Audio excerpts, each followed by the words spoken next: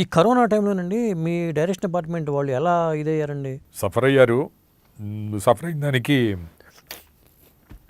చిరంజీవి గారు, కొన్ని ఇండస్ట్రీలో కొంతమంది పెద్దలు, కొన్ని ఆల్ డిపార్ట్మెంట్స్కి బాగా హెల్ప్ చేసి, అదే మన మెహర్ రమేష్ గారు ఆధ్వర్యంలోనే జరిగిందిగా సిసిసి అనేది. ఎస్, కొంత ఇప్పుడు వినాయక్ గారు, కొంతమంది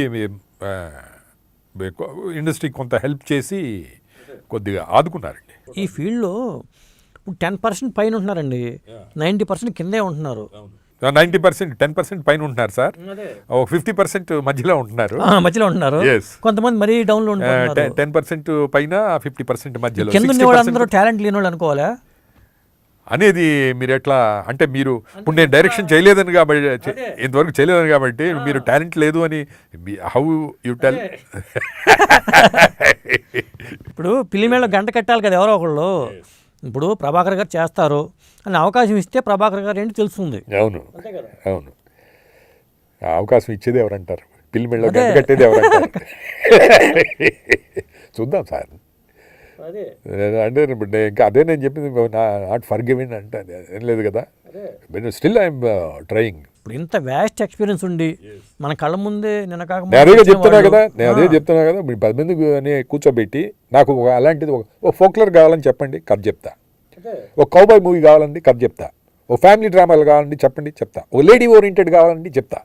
ఐ క్యాన్. ఒకవేళ ఒక హీరో గారు మీకు ప్రభాకర్ గారు చేస్తారు నమ్మకం కలిగి ఇద్దాం అనుకుంటే, మధ్యలో ఎవరో చేరి ఎందుకంటే ప్రభాకర్ వేస్ట్ అని అనేవాళ్ళు కూడా ఉంటారా?